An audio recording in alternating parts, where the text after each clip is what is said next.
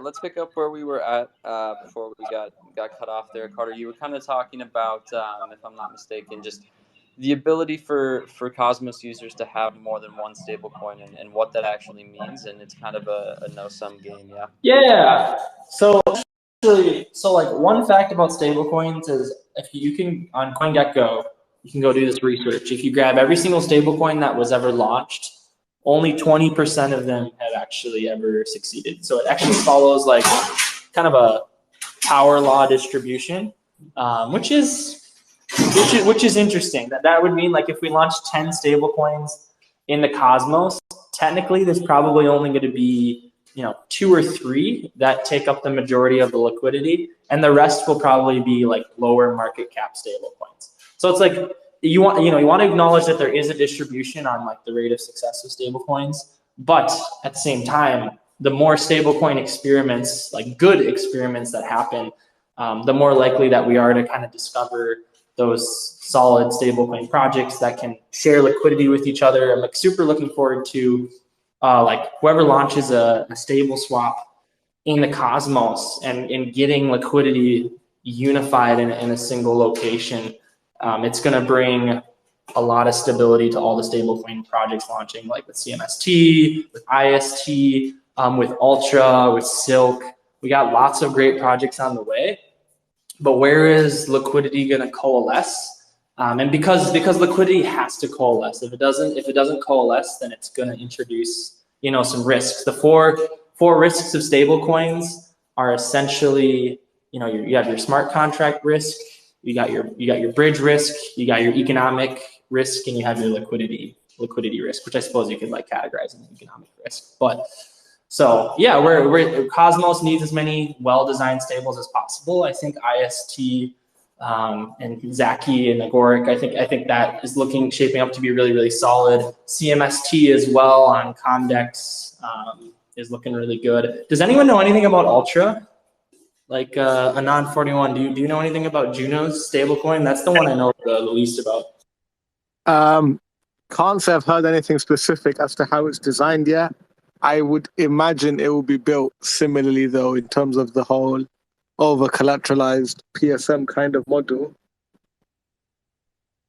Yeah, I know Agoric is planning to launch with the redemption pool and kind of the lending model. CMST is launching, I believe, with just the lending model, not the redemption pool. And for those of you who aren't familiar with the redemption pool, it's essentially where you can deposit, one stable in and mint out the stable coin on the other end. And then at a later date, you can turn in that stable coin that you minted for like the original collateral that you put into the redemption pool. Frax did this on Ethereum when they bootstrap things. It works really, really well. The reason a user would use a redemption pool is because they don't want to be in a leveraged position, but they do want to own the stable coin. So which, of course, the next natural thought is, well, why wouldn't you just go and buy it on the DEX? The answer is slippage, right? So these redemption pools allow you to kind of like grow the supply of the stable coin safely, and users will probably prefer it at the inception of the protocol. And then as liquidity gets deeper, they may prefer to just buy it on the DEX. Yeah, I want to address something really quick. I saw Financier you requested. We'll have like a Q&A at the end of this, probably the last 10 minutes or so. Normally we'll just have a conversation up here with the speakers, and then we'll ask anybody if they have any questions. So if you have a question, we can definitely mention it at the end of the space here. I am curious, Anand, how do you feel about multiple stable coins in the Cosmos? How does that? What are your thoughts? And is it good? Is it bad? How are you feeling about it? I think generally speaking, we've seen in the Ethereum ecosystem quite a bit of a growth in terms of the number of stablecoins we see. These aren't just your US denominated stablecoins like your USDT, your USDC, and your DAI, but you also have like Ray, which is like an extremely complicated version of a stablecoin that I hardly think anyone understands how it works, but it kind of does the job. And there's other pegged assets, pegged stablecoins such as Pax Gold, stuff like that. I think the Cosmos space needs its own stablecoins. It needs to reduce the reliance on any one stablecoin. And I think people quickly started to see that after being so reliant on UST for so long, the collapse of UST literally just saw a big load of USDT and USDC flooding into the market, into the Cosmos ecosystem through the Axelar bridge. So it kind of felt like we learned something, but how much did we really learn if we were willing to accept just two non-native stablecoins gobbling up all of our stablecoin market cap? So it's definitely good to see Agoric with Inter. It's good to see Comdex with their stablecoin as well as Juno building theirs. They're all in their own lane, I'd say, in terms of being USD denominated, I imagine, and also the fact that they'll be on public by default chains. The only struggle I currently see with these stablecoins is that the success that Ethereum saw between the centralized stablecoins and DAI was that effectively they operated under a different model which distributed risk. Now, from what it sounds like, Inter and the Comdex stablecoin will be quite similar, with the exception of a redemption pool. And my guess is that the Juno stablecoin will be very similar in how it's designed as well. And that's before we forget to include Selenium, the new project in Cosmos, who are also building their own stablecoin. I understand they're planning on using a similar model as well. So the fear is that while we may have 5, 6, 7 different stablecoins, if they all just operate under the same model, have we really distributed risk? Yeah, I think it's a huge question, right? If everything is based off of the same model and operating the same way, then like you just said, how have we really distributed risk at all, rather than just giving things different names and having them operate the same way? Carter, I know you were about to say something. Yeah, no, I agree. I mean, I think the problem with the over collateralized lending model is in the event of a bear market, you have a bunch of liquidations and the supply of the stablecoin drastically reduces. I think Magic Internet Money is probably the best example of this. If you just look up their market cap of MIM in circulation and then overlay it with crypto volatility. And so if we have 5 stablecoins in the Cosmos and the only mechanic is lending, then inevitably liquidity is going to it's almost like the liquidity is leveraged on how fast it dissipates and disappears, which isn't necessarily good for the stability of the system. So definitely think that Frax's model with the redemption pools, and then they started with one-to-one redemption pools, and then they switched to a more dynamic growth system that is still, I think it's 93% collateralized, something on the lines of that. And it's more of a seigniorage mechanism. It's more dynamic, but way more collateralized than UST ever was. So I think it'll be interesting to see which Cosmos stablecoins head more towards the dynamic growth direction. Are there going to be ones that just decide to kind of go the MakerDAO route, where it's you just take the most possible safe model and accept the risks of not being able to grow quickly because of the limitations of the model? I'm sure we'll see a little bit of diversity, but I think Anon 41 brings up some excellent points on that front with model diversity. Yeah, so I mean, it seems like we're all in agreement, right, that multiple stablecoins for one ecosystem is definitely the way to go. Not only because of the power law of distribution, only maybe 20% of stablecoins that are ever launched actually succeed or hold majority of the liquidity, but also we need diversification in regards to model function, right? We can't all have lending products, or we can't all have, dare I say the word, algorithmic models, right? We have to have different models to diversify risk. But my next question for both of you is, how do we feel about all of these being pegged to well, not all of them, but a vast majority of them being pegged to USD? How do we feel even though we have multiple stablecoins in the Cosmos, them all being pegged to USD is potentially an issue. And so I'm very curious as to how both of you feel about that fact. I mean, inflation was 11% the most recent number. So you could be earning 10% safe yield in DeFi, and you're actually, losing value. So I think like this reliance on centralized monetary system in the form of a dollar is a bit of a cognitive dissonance when we talk about kind of the vision for blockchain and crypto. That being said, the dollar is the most, one of the most liquid assets in the world. It has that global recognition. People trust it a fair amount. I think that trust is somewhat being eroded away with.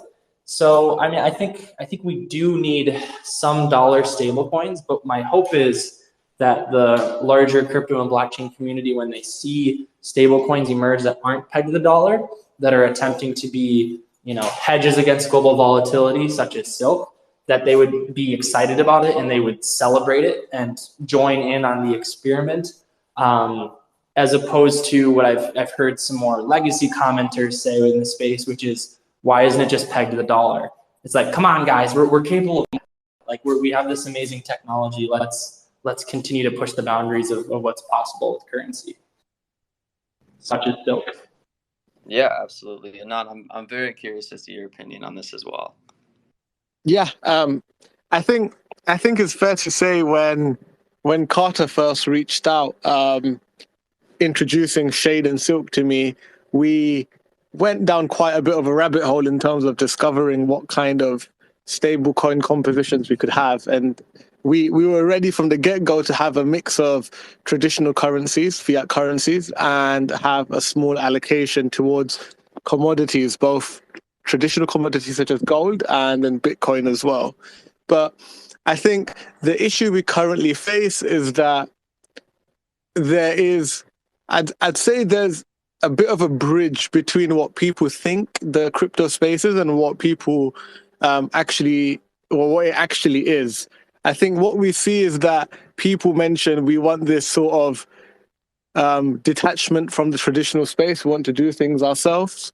But in the same, on the other hand, they basically want to ensure that everything they're doing, it allows them to be richer or more wealthier in terms of fiat terms. Now, what that ends up looking like is it's a bit of a race to the bottom where people don't like the e-money euro stablecoin has been here for quite a while. Now, you'd question why it hasn't seen a lot of adoption. And you could theorize that while people who were euro denominated could use the stablecoin, they run into the fear that there's an expectation that the euro will decline against the dollar over the long run. And we've seen that happening over the recent weeks, and it's even led to parity of both currencies. So what tends to happen is a lot of people, regardless of where you are, you benefit by just being in the US dollar stablecoin, because regardless of what happens to your fiat currency, you're likely going to have a lower impact on that dollar. So I think until the crypto community is ready to accept that we don't have to stay on normal terms in regards of where our fiat currency is, then we're able to really start driving forward in terms of building models like Reflexes Ray, or how we're building Silk to use a composition of baskets that includes both crypto and commodities. But we need that first step, which is detachment from fiat currencies. Yeah, that's very interesting. So you're taking more of an approach from where the U.S. dollar is kind of the benchmark in regards to, say, a local currency that someone is more likely to be successful and richer in if they stay in that than if they're in their own native currency, correct? Yeah. Funnily enough, it happened to me with the UST crash. I had a decent chunk of UST, and my local currency is the British pound. And UST collapsed, and I sold my UST, I think, for a 25% discount just because I wanted out. And by the time I converted back to the pound, my overall net loss, I believe, was maybe 10 to 15%, just because of the strength of the dollar relative to other fiat currencies. That's a good point for a lot of people, just having access to the dollar as an asset. is extremely exciting and empowering compared to their existing sovereign currency that they use. So it's definitely a strong trend that probably will continue for a while. I think the tipping point will come if the dollar no longer is kind of the world's reserve currency. I don't know if that happens in our lifetime. I don't know if that happens in a year, 5 years, 10 years. But I think like once that kind of benchmark gets confused, once entropy enters into the equation, I think the room for cryptocurrencies that aren't pegged to sovereign currencies, that's when they'll really be able to take center stage in a meaningful way. Yeah, that's quite an interesting conversation, just in terms that it seems like there is a place for dollar stablecoins as of right now, just in regards to the overall market adoption and crypto adoption as well. Like it seems that most users want that parity between the US dollar and sorry, they don't want the parity between the US dollar and their local currency because the US dollar is currently stronger, correct? So it seems like people want to kind of stay in there right now. But yeah, Carter, I would agree that when we see that happen in terms of the US dollar not potentially being the strongest world currency, I think a lot of people will come to the realization that the US dollar peg stablecoin isn't all what it's made out to be. I mean, another really hot button topic on this is regulation in regards to US dollar stablecoins. I guess, Carter, do you have anything to add in terms of like the regulatory stance that people are going to start taking on US dollar pegged stablecoins? Well, I mean, you gotta be careful with making claims on regulation. So I'll frame this as one of my suspicions about what could happen, right? So don't take it as like not fact financial advice, anything like that. So I like to imagine a scenario such as this. Imagine there was I don't know. Let's say there's $500 billion in USD denominated stablecoins, right? And imagine that of that $500 billion in circulation, that there's one of them owns 250 billion of that $500 billion market cap for USD denominated stablecoins. What happens if that stablecoin breaks, like we saw with UST? Well, the contagion actually starts to impact the United States economy in a very direct way. Like the crash of UST is impacting real world companies, right? Like if you think about the contagion impacting lenders, lenders impacting other lenders, which are impacting the businesses and the underlying builders and whatnot. So it's really just more like picture a UST scenario, but like 20x it or 100x it. That's what like the United States has to be worried about with the adoption of stable coins that claim to be pegged one-to-one with the US dollar. The more adoption they have, the greater systemic risk that's being introduced into the US economy, which is why I think we will continue to see sharper and sharper regulations on these things, just because that systemic risk probably isn't acceptable from a regulatory standpoint. And I do think that frees up, it frees things up for the sovereign currency pegged stablecoins. Something like Silk that doesn't claim to be a representative of the US economy and the US dollar. And I think that gives a lot more agility to kind of traverse the regulatory side of things. But that's a hypothesis, that's a theory, that's not fact, it's not claim, that's just kind of my suspicion on things. Yeah, absolutely. I mean, all of it is up in the air too, as well, because no official regulatory bodies have made any decisions on actual laws being put in place regarding crypto, specifically in the U.S. So a lot of it is going to be hypothesis. A lot of it is just going to kind of be speculation until we really see a regulatory framework built out with legitimate things and pathways that you can follow. And not like you said, your local currency is the British pound. So I'm curious as to your perspective as well, being a non-U.S. citizen.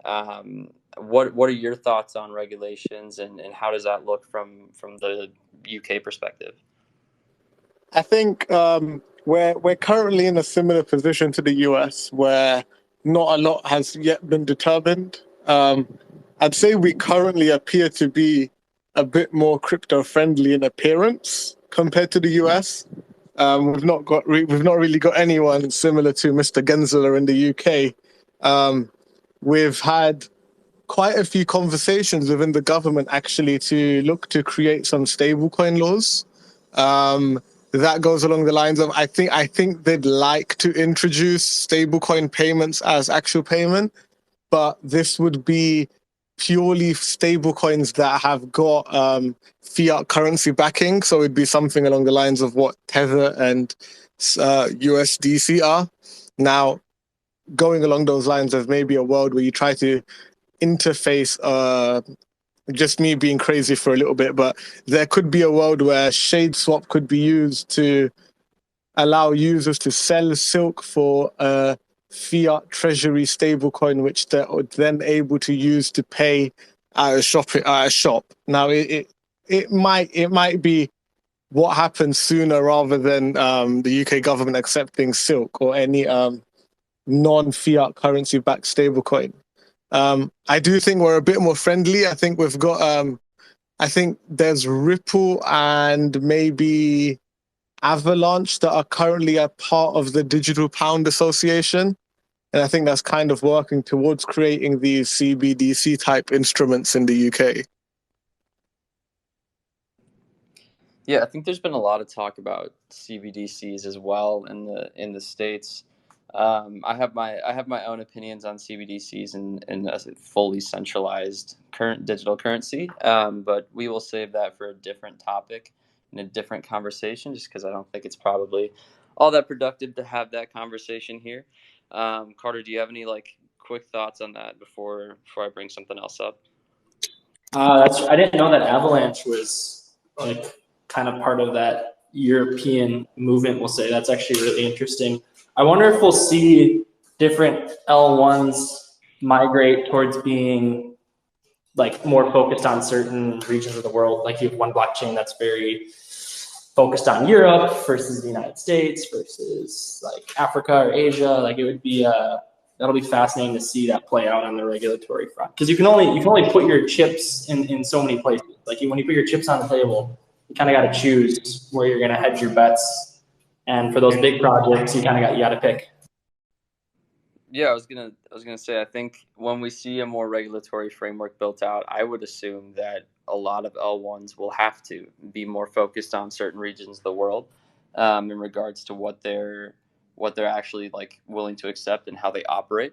Maybe we'll even see some I guess collaboration between nations, and hopefully maybe larger blockchains will have the ability and freedom to operate kind of congruently in between different nations, because they have relatively the same framework that you can operate in. But Adnan, I saw you unmuted there for a sec.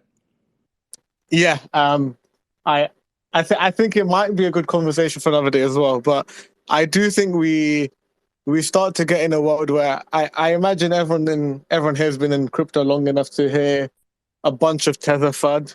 I think they've probably also got to the point where they've heard some USDC FUD as well. And while it pains me to say it, I do think if we ever get to a point where we should have large scale stablecoins which are backed by fiat currency, I think it does end up looking like a CBDC world as opposed to a corporate entity trying to run things their way. Yeah, I have, again, like I said, I have so many opinions on a CBDC run world. But I think you and I have the same opinion. I know we've had some back channel chats like that. So, but so my next question kind of more so related to what we were talking about earlier, Carter, more on like the technical side of things. But let's discuss the redemption pool a little bit more, in regards to like what that's actually going to accomplish functionally, and allow users to do, especially on the IST/Agoric side as well, because I think they're the ones doing that, correct? Yeah, 100%. I mean, what I can do is just talk about the 6 stability mechanisms that Silk has. I guess that's probably, we can just go one at a time. So the first stability mechanism, which is, you know, universally shared with, you know, CMST, IST, I'm assuming Ultra will have this component to an extent too, is, you know, a lending product where people get to lock up collateral and mint out a stable coin. So that's great for users because it just empowers people to do more with their assets. If you want to leverage your assets, you can use one of these lending protocols. So with Silk, what's the user story there? You lock up $150 worth of secret, you can mint out Silk. You can now go, you know, sell that Silk for some asset and speculate. You can go deposit it into the Silk savings pool, which I'll explain that a little bit later on. You can just hold Silk potentially if you're bearish on the collective market, or you can go use it like in everyday commerce once we've properly bridged things over. Now that's stability mechanism number one. Like, how does the stability work? If Silk's ever under peg, you can buy Silk off the market at a discount and pay off your interest and your loan, right? So that increases the demand for the stable coin, which pushes it back to peg. It's an extremely strong effect in terms of under peg scenario. Over peg scenario, where Silks would be over peg, you have an opportunity to, you know, mint out Silk at $1.05 rate, if we're saying $1.05 is the target, and sell it on the open market for, let's say, $1.07 when it's over peg. And that's, you know, that's just pretty simple arbitrage that people will take a good chunk of the time. So that's over collateralized model stability mechanism number one. Stability mechanism number two, redemption pools. So the way redemption pools work is kind of what was explained earlier. You'll have the opportunity to come in and deposit something like IST, something like Ultra, something like CMST into a stablecoin pool, and then you'll be able to mint out Silk. And later on, if you want, anyone can with Silk, they can deposit Silk into the pool, which the Silk then gets burned, and they're able to retrieve a corresponding amount of stables from that underlying redemption pool. Frax has proven this model out for bootstrapping things. Agoric's also using this route. Silk is also aiming to have this route as well. Now, we have a unique challenge on this front. The unique challenge is what happens if Silk appreciates or depreciates in value in relation to the stable coins that were deposited in the redemption pool that allow us to mint out Silk, right? That's a problem that's currently being worked on, and a lot of it's tied to volatility of Silk. It has to do with fees and kind of a curve to handle that potential gap that can grow. So it's an interesting challenge. It's like we have a redemption pool, but we have to account for Silk having like a degree of volatility in relation to those underlying stable coins in the redemption pool. Now, how does this redemption pool help the stability of Silk? Let's say Silk is over peg by $1 and, you know, it's at $1.07 instead of $1.05. What a user can do is they can deposit, you know, 1.05 IST into this redemption pool, mint out one Silk as if it's $1.05, and then sell it on the open market for $1.07. So they earn the arbitrage profits. Peg is driven back down to the target price. Everyone's happy in an over peg scenario. Under peg scenario, there's also an extremely strong feedback loop because let's say it's at $1. Silk is trading at $1.03. We want it at $1.05. A user can effectively buy Silk at $1.03 with their stablecoin, and then immediately deposit all of that Silk into the redemption pool as if it's worth $1.05 in return for getting $1.05 worth of like the stablecoin. So it's another arbitrage loop, but it's honestly one of the strongest stability mechanisms on that front. So we talked about stability lever one, talked about stability lever two. Now we'll talk about the third stability mechanism, which is the protocol arbitrage. So protocol arbitrage is like never really been done before at the scale that we're aiming to do this. Primarily because you have White Whale on Terra, and the whole point is like they were going to help stabilize the UST peg, and in the process of earning ARB profits, it was going to go back to you know, the whale token holders. We looked at that way back and said, wow, that's like a really fascinating concept. But white whale encountered a problem. How do you beat, institutional players in a game of arbitrage? And the answer is, when it comes down to speed, you can't. So our workaround for this is that the protocol arbitrage bot is working directly with ShadeSwap. It sidesteps the fee, so it has access to profitability ranges that no one else can. The net result for this is whenever Silk is over peg or under peg, protocol is able to arbit within very, very bounded parameters. And it's going to be using ShadeStaker's collateral to arb peg disparities profitably.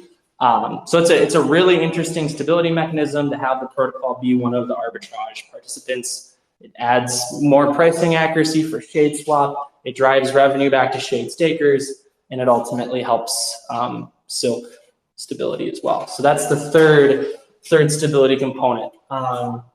The fourth stability component is something that we're calling collateral redemptions. So the way collateral redemptions work is there is a pool that you're going to be able to deposit your Silk into. And whenever collateral is getting liquidated, or whenever there's lending positions that are violating system-wide asset to liability rules tied to the lending product, your Silk will get burned to account for the liquidation process. And this Silk savings pool will be earning liquidated collateral, right? And so the Silk savings pool, it's going to be a place to earn yield for Silk, and all of those liquidations and the process of your Silk contributing to that process ultimately brings additional stability to the system. What am I on? Am I on fourth right now or fifth? I'm on fifth. I lost track. You're on the fifth. I'm on the fifth. So the fifth stability component for Silk is something known as bounded conversion minting. This one warrants and actually we should do a Twitter space next week specifically for bounded conversion minting. That actually probably be well worth describing the mechanic at length, or I should make a YouTube video for it and just kind of walk through it on a whiteboard. Long story short, bounded conversion minting was the result of looking at Terra's seigniorage mechanism and realizing all of the problems with the constraints that didn't exist. And it allows the protocol to leverage ShadeStaker's collateral in unique ways, helps maintain the peg, helps earn profit in multiple ways, but it does so within the context of collateralization and collective value that's sitting on the treasury, and the ability to back Silk that's minted from the treasury. But I digress. It's a stability mechanism. It's also a growth mechanic. It also does introduce additional risk to the system, but how that risk is bounded is extremely conservative in relation to existing seigniorage systems. And there's still a lot of research going on the bounded conversion minting front, but we're super excited to move the envelope forward and not fully give up on that entire system. It's a module, and we get to choose when it gets leveraged, when it gets used, and what the risk parameters are. So that's stability mechanism number 5. Stability mechanism number 6 is Shade bonds.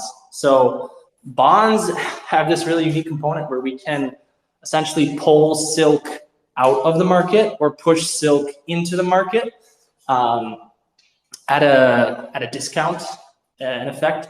And I would want to pull S-Beam into this conversation because there's research being done that would allow us to discover kind of the risk-free rate of return tied to Silk.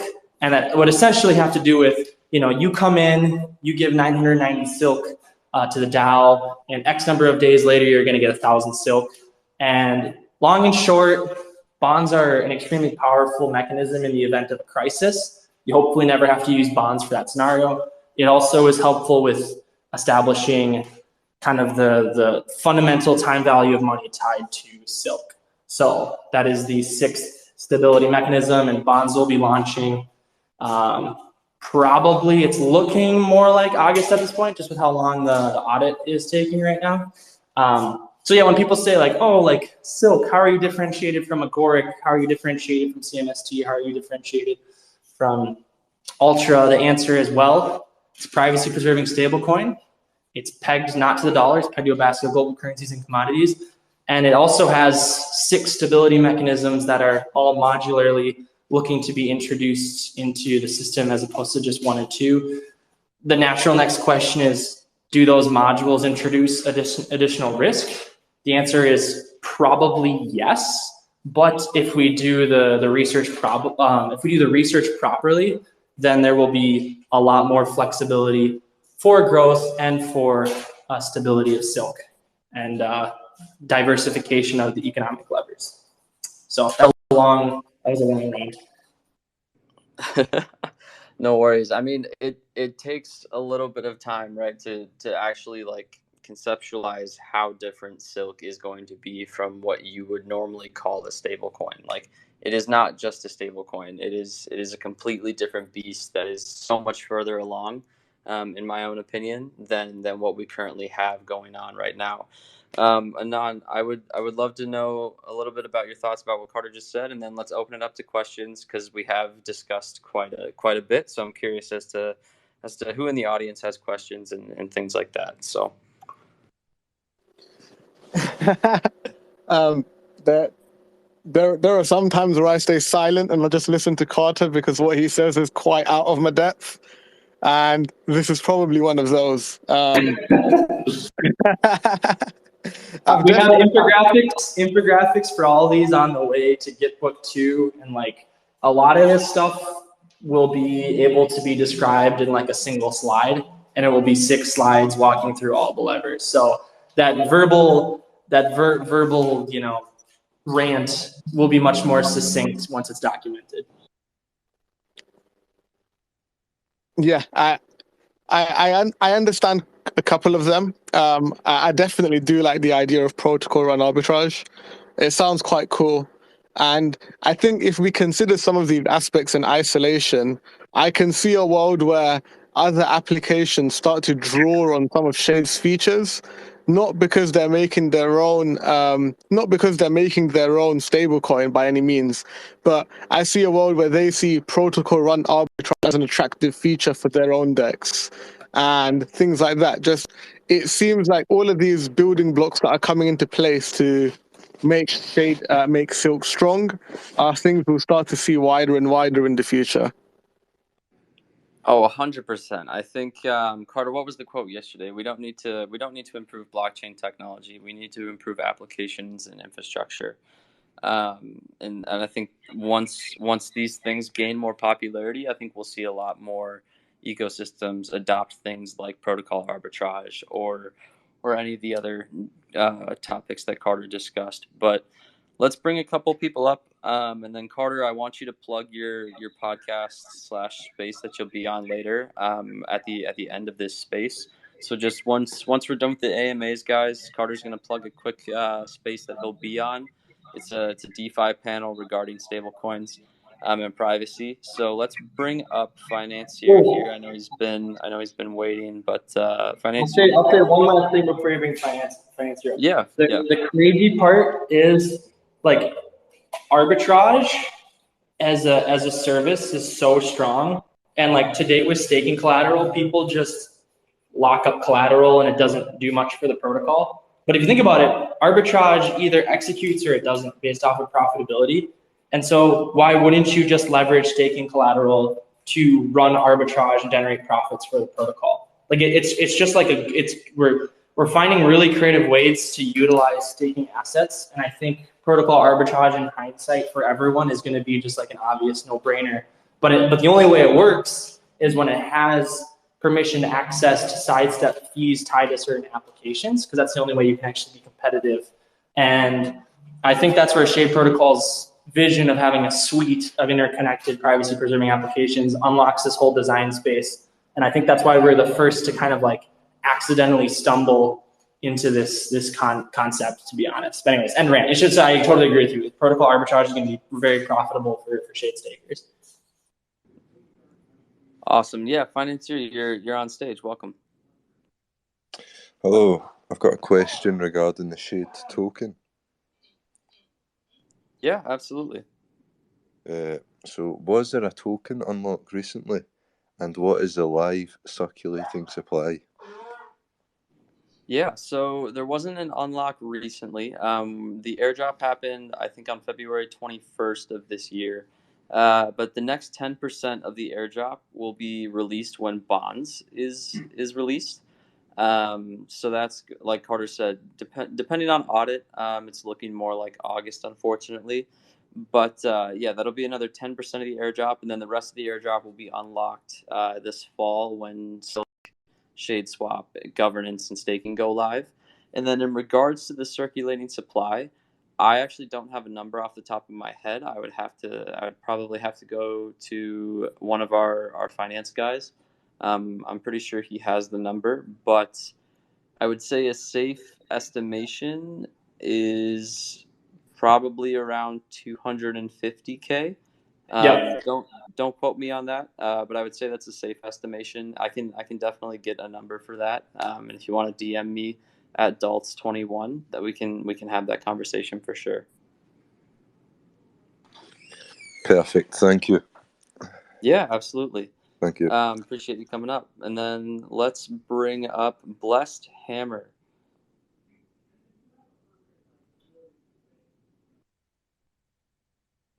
You are up. Welcome.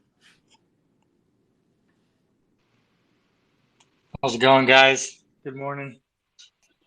Going Good. good. How are you? Doing good, doing good. Can you guys hear me good? Yes, sir. All right, cool. I just wanted to get a little feedback on your philosophy with how governance may or may not work between Shade and potentially Silk, or your baskets, and how you guys plan on allowing, communities and stakers, to dynamically be involved in the processes.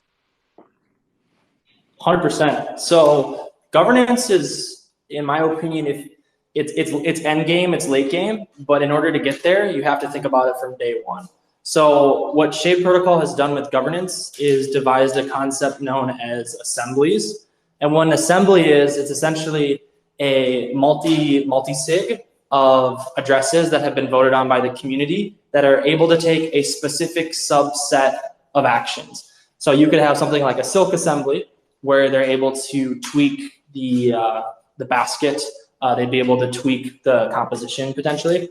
And then every time they do an on-chain vote every time they want to perform an action to update something with the protocol that they've been gifted with the ability to do within the assembly, there's something called a sanity check, which is essentially like a lower quorum vote, where the community still ultimately has end say over whether the action does or doesn't happen. And then there's going to be cyclical elections tied to these assemblies to make sure that there's space for the community to update like who exists on these different assemblies. And so there can be an infinite number of assemblies, and each assembly has whatever amount of flexibility. There'll also be a sort of potential like impeachment process too for assemblies if they go off the rails. And one of the biggest attack vectors, like every time we're designing an app, like such as bonds, we're pretty much assuming that the assembly is completely malicious, the people that are able to like take certain actions, like issue a bond. And then the question that becomes like, well, how do we minimize the attack vector? And so that's where you have risk parameters that can be established for all the assemblies. And I'm super excited about governance because it's just like we're trying to have this extremely flexible toolkit for the community to use. We'll also have representatives, which I think will be more of a V2 concept, but the idea is you're able to delegate your vote to an address. It's not mandatory, but like it's an option. I think representatives will be a cool experiment, and yeah, power to the people, pretty much. That's great, man. I like to hear it. That's something I think is going to be absolutely essential later down the line. 100%, and like I would be sure to stay involved in the community, because I'm really excited to see the different community members take a step forward and take up these different roles. There'll probably be a grants assembly, a Silk assembly, Shade Swap assembly. Like it could be per app. It could be more broad than that. We really don't know what the assemblies are going to look like, but like we know that we need to design a toolkit to allow that flexibility into perpetuity so that governance scales as the protocol scales. Thanks for the answer, man. 100%. That's an awesome question. Yeah, thank you, Blast. That was a really solid question. We're going to bring up Red Eye now. He's a community member, been around for a long time, but Red, you should be on stage. Welcome. Hey, can you guys hear me? Yep, loud and clear. Okay, awesome. I just wanted to speak very briefly about some of the stability mechanisms that Carter mentioned and some of the things I'm thinking about as he's talking about them.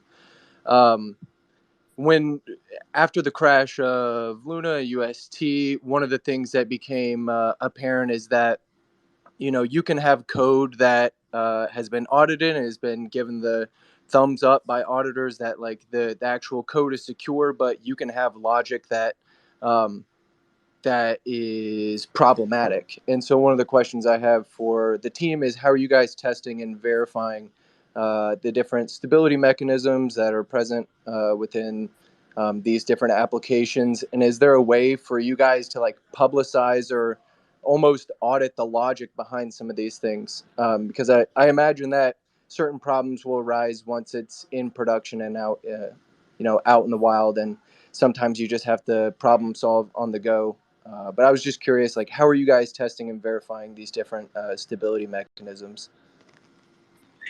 Yeah, so there's probably the most important contract is something that we're calling the golden ratio. And in essence, what it is it's a contract that tracks all of the different silk that's in circulation. One second, guys. Shit.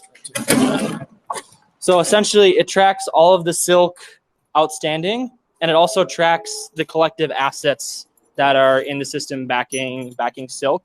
And so every single mechanic of the system is like contributing to that, what we consider golden ratio. And then your different risk parameters are tied to that golden ratio so that, you don't let certain actions occur if that ratio falls below a certain point. And in terms of like economic audit, we do have some spreadsheets that have been spun up that have are simulating all the different mechanics. So I can talk with SBeam, and maybe that's something that we can get kind of publicly opened up to everyone, and definitely open to the concept of an economic audit. It's just about finding the right team and for which mechanisms need to be audited. I honestly think bounded conversion minting is probably the most sensitive one, like redemption pool and the over collateralization. That's pretty robust at this point. It's pretty much, bounded conversion minting and bonds, probably the two biggest ones. Yeah, awesome. One of my personal mantras is trust but verify. I can have a high amount of trust in a system or a group of people, but I still would like to verify it myself, because if something goes wrong at the end of the day, it's no one else's fault but mine for interacting with this protocol. And so giving users the ability to verify the stability of some of these things, or at least see some semblance of, like you were talking about, these spreadsheets or some sort of economic audit, would probably put a lot of worries at ease for anyone who recently, kind of was hurt by this, by the UST crash. Yeah, I completely agree. I'll offer a slight counterpoint in the sense that UST and actually how it was supposed to react to depegging events was extremely well documented. There was actually simulation models that were out there. There was very well done white papers walking through really bad events. And so I'll just caution it by saying looks can be deceiving, even if it's well presented, even if it's been really well researched. So it's there's always risk that exists in these systems, regardless of presentation of how risk has been thought about and researched. And that stands true for Shape protocol. That stands true for any protocol. But the onus is much higher on a stablecoin project because it's claiming stability. I appreciate the answers. Thank you very much, Carter. Yep. Yeah, thanks, Red. All right, guys. Last question here, just because we're a little bit over time, but we're gonna bring up Doctor Doom. It looks like I love your username, but yeah, Doctor Doom, you are on stage. Welcome.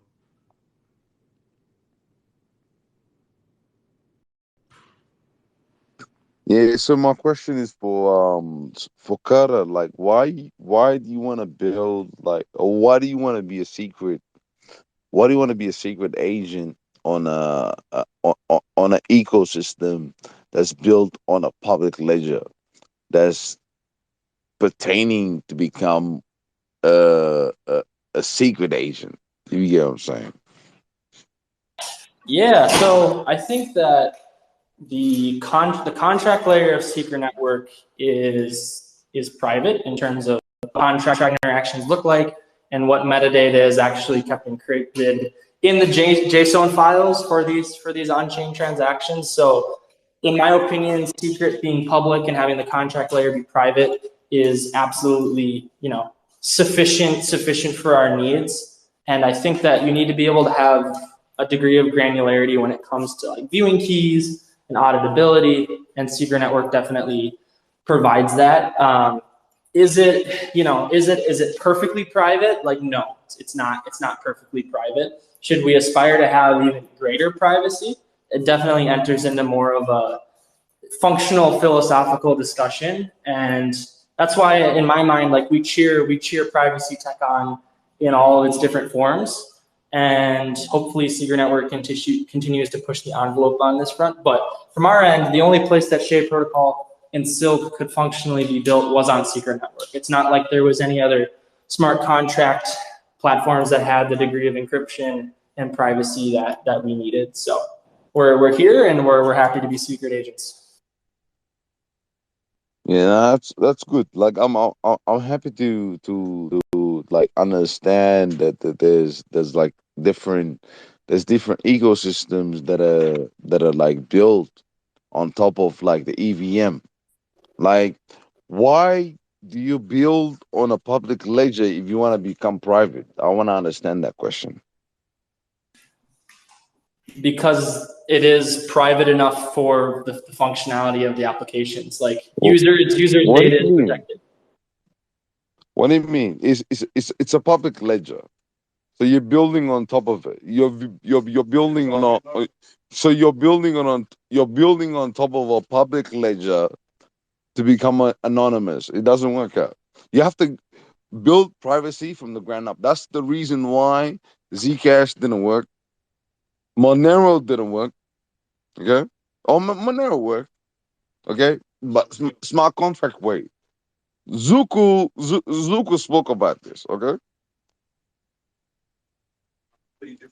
Yeah, like most of these protocols didn't fucking think about it. Didn't think about the idea of building privacy from the ground up. Okay, so I'm coming from a community of thinkers who are using ZK snarks. Okay, no, we're using NISCs. Okay, Microsoft is using this NISCs. Okay, so like ZK proofs and shit. So what we're doing is us. We just want to give you decentralized finance, true and real. There's no fakery. You don't have to go to another showboater that's gonna tell you, okay, you're gonna have to cash out your money there. I want to take like a little bit there, a little bit of liquidity. No, it's peer to peer, everything. Okay. Yeah, Doom. So yeah, I don't want to I don't want to cut you off and interrupt your train of thought here. yeah, I think we're on the same page, and I think a lot yeah. of No, the no. Hey, brother, we're battling we're all battling the same, fight. We're fighting the same fight, bro. Yeah, You know what I mean? I'm just saying, like, in terms of this space and in terms of what the topics were, I would love to have this All I conversation with gotta you one say on is, one, and I think Carter would love to as well. hey, no, no. And so I'm just saying, You let's you you take can this offline. you can mute me. That's fine. So No, I won't mute you, but let's take this offline and let's have an in-depth conversation because I want to hear where you're coming from in the and sense of. yeah, we need people like you in our community as well. Yeah, so yeah, let's take this offline. DM Carter, DM me, Adults Shade Protocol, or Adults21 on Telegram, and let's have that conversation. But Yeah, yeah. we are almost 10 minutes over. Luca, I know you requested. If you have a question, feel free to DM us. That'll be the best way. I don't want to take up anybody else's time. But yeah, I just want to say thank you everyone for jumping on. Thank you everyone for joining the space. Carter, if you could plug your DeFi panel really quick, I want everyone to know what you're going to be talking about later. Yeah, so the DeFi Summit is hosting a panel on stablecoin, like kind of future stablecoins, as well as the conversation around CBDCs. I will be on there with Sam, one of the founders of Frax, as well as a project tied to Truflation, another stablecoin project, a new one, I think. So that'll be. I have to check my calendar really quick. I think you'll be tweeting out about when that is today. I think it's in. Yeah, if I'm not mistaken, it's at 2:30. Yeah. And we will be tweeting out from Shade Protocol about Carter being on that. So just be aware of that. Be on the lookout for that. But that's an extremely cool opportunity for Carter to be on that panel and discuss centralized finance and stable coins with someone like Sam from Frax.